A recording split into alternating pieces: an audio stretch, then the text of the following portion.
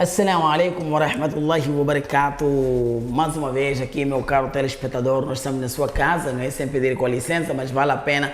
Mais tarde que nunca, nós estamos a dizer aqui Assalamu alaikum wa rahmatullahi wa barakatuh. Estamos mais uma vez aqui com um programa muito forte, o programa na educação, sobre essa rúbrica do conhecimento, onde vamos trazer aqui desafios da rapariga na educação, não é?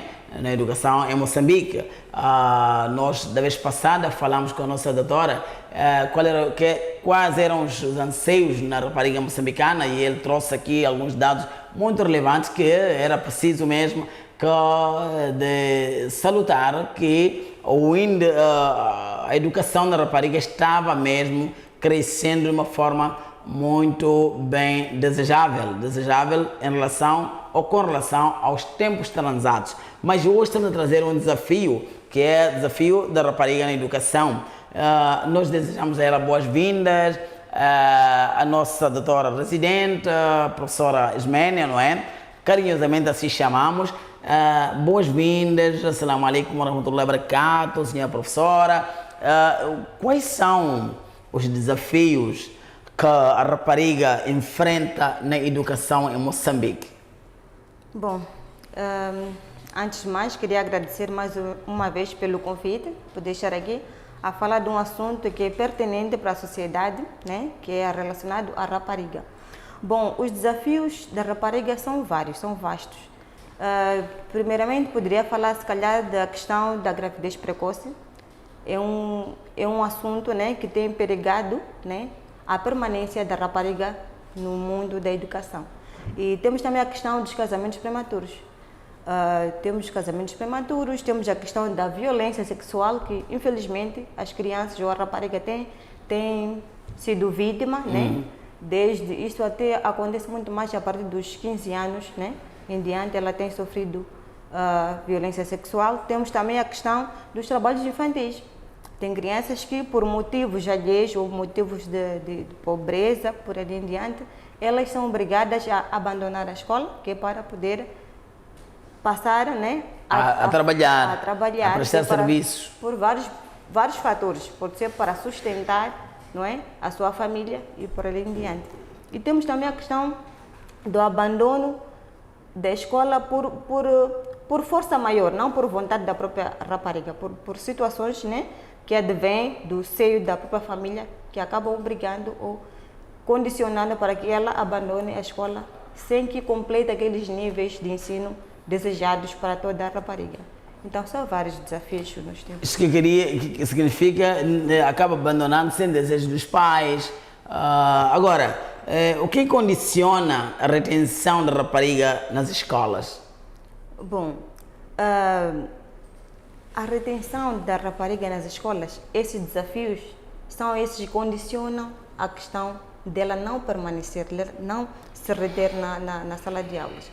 Bom, este é um assunto que a sociedade não vê e deixa estar. É uma questão que preocupa a sociedade, preocupa o governo, preocupa a sociedade civil, preocupa os pais, preocupa toda a comunidade, não é? No entanto, por exemplo, tem uma data, né, que é 11 de abril, que é Dia Internacional da Rapariga. Só para ver a importância que a rapariga tem na sociedade. Okay. Até chegar a esse nível de se destacar uma data em que se comemora, não no sentido o fato de alegria, não por sentido de alegria, mas pelo fato de ser um dia em que serve para que a população, a comunidade, preste atenção na rapariga e veja que há situações em que a rapariga está enfrentando, não é? E que a comunidade deve fazer com que isto não venha a acontecer. São esses fatores que eu havia mencionado há um tempo atrás. Agora, quais são as medidas que podem ser levadas a cabo para a redução da desistência da rapariga nas escolas? Bom, são várias medidas, né? Primeiramente, talvez poderia iniciar por falar de palestras. Eu acredito que as palestras têm uma grande força, né? Pode ajudar no sentido de primeiramente explicar à própria rapariga, né, a vantagem da sua retenção na sala de aula ou na escola. explicar também a comunidade, que envolve os pais, Pois. por onde a rapariga está inserida. Então, mais palestras, isso poderá ajudar, não é? É uma das medidas que poderá ajudar a reter a criança na sala de aulas. E também incentivar a própria criança, incentivá-la e mostrar-lhe a importância de estar, não é, na sala de aula, no ensino.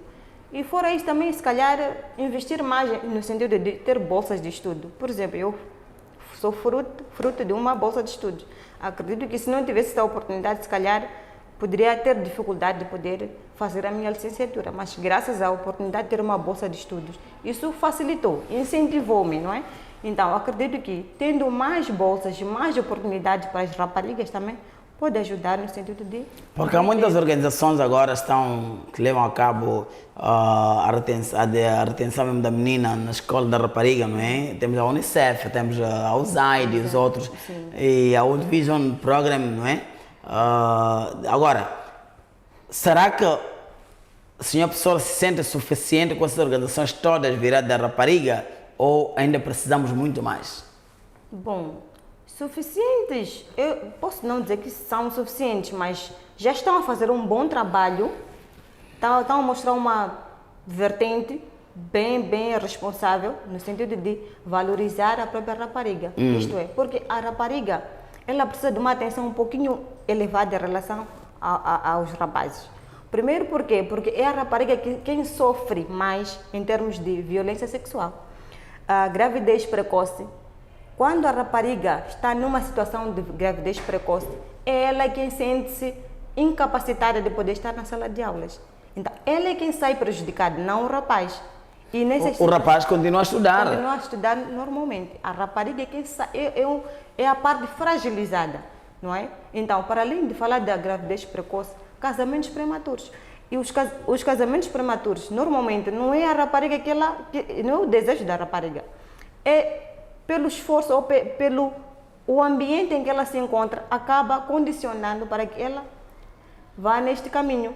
Então, é algo que não é de vontade dela, da própria rapariga, é da vontade, se calhar, dos pais ou dos vizinhos, daquelas pessoas que são responsáveis Com pela quantos rapariga. anos, senhora professora, caracteriza ou define como um casamento precoce? Com quantos anos? Baseia-se na legislação religiosa, legislação moçambicana? Como é que é? A legislação moçambicana diz que o maior de idade é a partir de 18 anos. De 18 anos. A partir de 18 anos, a mulher ou a rapariga já pode estar num casamento, né? Então, se for antes disto, 17 anos, 16 anos para baixo, ali já está fora daquilo que é a norma. Então, ali a criança está numa situação de casamento prematuro. Prematuro. Ela ainda não está formada no sentido de poder estar num Mas acontece, por exemplo, a mãe, o pai que admite o gero tem que entrar de uma forma financeira e essa menina mesmo com 16 anos acabam entregando. O que tem a dizer para essas mães? São essas situações que, na verdade, acabam perigando a saúde da própria criança. Quando isto acontece, a rapariga, infelizmente, ela não tem aquela força de poder combater contra isso, porque são os progenitores que estão a condicionar obrigados. isso. Por isso, a necessidade de haver mais palestra, mais conversa com os pais, a comunidade em si, que é responsável pela rapariga. Meu caro telespectador, ali nós estamos a falar aqui com a nossa professora Esmênia, não é? A nos trazer aqui elementos muito fortes que dá para refletir em casa com seu filho, sua esposa, não é? Conversar com ela, explicar à sua filha prejuízos dela adiar o futuro dela da escola, o futuro da educação, só porque apareceu um gero com algum valor monetário, alguma posse financeira, não um poder financeiro, que acaba porque pode, enquanto ela não estiver preparada para um bom casamento, a repercussão ou o feedback é abandono ou futuro divórcio. Tendo o futuro divórcio, perde o marido, perde a escola, e ele acaba perdendo quase tudo. Então, para aí, é preciso que minha irmã e meu irmão pense bem antes de entregar sua filha com uma idade muito não desejada, não recomendável para o casamento. Sendo assim, senhora professora, qual é a avaliação que faz sobre a rapariga nos anos transatos e os dias de hoje? Então, antes de entrar nesta abordagem, queria só referir um pouco em relação à existência de maior interação principalmente na sala de aulas, entre os professores e as raparigas. Eu queria pedir que os professores tivessem maior atenção para as raparigas, porque nós verificamos, por exemplo, durante o ano letivo, pode acontecer em que haja desistência de algumas raparigas. Então, é preciso que os professores estejam um pouquinho mais atentos a essas situações, crianças que abandonam as aulas, não é? E procurar perceber quais são os motivos, porque muitas vezes elas acabam abandonando não por vontade própria, mas por situações de força maior que acabam condicionando essa situação. Então, eu queria apelar aos professores para que tivessem um pouquinho mais de atenção nesse sentido, tivessem maior interação e conversa com as próprias raparigas, explicar, não é, as vantagens de estar na sala de aulas, explicar, quer dizer, dar indicações dos índices, né, que possam perigar a sua permanência na sala de aulas. A questão, por exemplo, da violência sexual. Essa violência não acontece assim de uma forma brusca, muitas vezes acontece ali no seio, na sua comunidade, e são pessoas próximas, são pessoas que convivem com ela. Então, é preciso explicar às crianças e raparigas para elas ficarem atentas a esses sinais e, em caso de acontecer isso, explicar a elas como é que podem encaminhar o caso, porque elas podem ter medo. Muitas vezes, os violadores, os agressores, eles ameaçam as raparigas, né? Quer dizer, podem dizer que vão matar a família, vão fazer algum mal. Então, ela, por medo de perigar a própria família, acaba escondendo isso. Acaba não sabendo como encaminhar essas situações. É preciso que os professores tentem conversar com as raparigas e mostrar que aproxima uma pessoa mais confiável, uma amiga ou um vizinho, uma vizinha, né, que possa, ou o próprio professor. Pode ser um elo de ligação para poder salvar essa criança se encontrar numa situação dessas. Então, em relação a avaliação que eu faço, né, da educação da rapariga, né, nos tempos passados e atualmente, bom, há uma diferença. Primeiro porque antigamente aconteciam essas situações todas, não é, aos olhos das pessoas e parecia tudo sendo normal. As meninas casavam muito cedo e não havia mal nenhum nisso. Elas eram obrigadas a abandonar a escola, estuda até, por exemplo, quinta classe, aprende apenas a ler e escrever e já está, fica em casa. Aquilo era algo normal, infelizmente. Mas agora conseguimos ver algo diferente. Estamos agora a verificar, né, situações em que a rapariga está a ocupar cargos de referência. Está a ocupar cargos de referência, o que não acontecia antigamente. Então, bom, atualmente, bom, está sendo bom.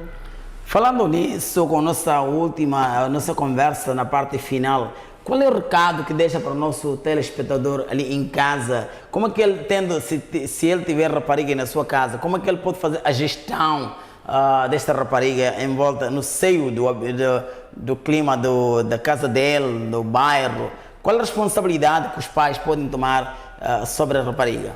Bom, primeira responsabilidade dos pais sobre a rapariga seria a explicação da própria rapariga da situação de reprodução sexual.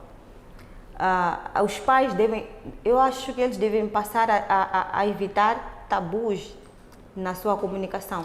Explicar as coisas como elas são, explicar as coisas raparigas, porque muitas vezes quando nós falamos de certos assuntos para as raparigas, os pais pensam que estão a incentivá-las, não é, a entrar num caminho que não deve ser, mas na verdade não é isso. Aquilo é preparar a criança para ela conseguir perceber que não, quando é esta situação, então eu não posso me meter lá. Precisamos explicar às crianças como é que as coisas são, que é para ela poder conseguir enfrentar os desafios. É por aí.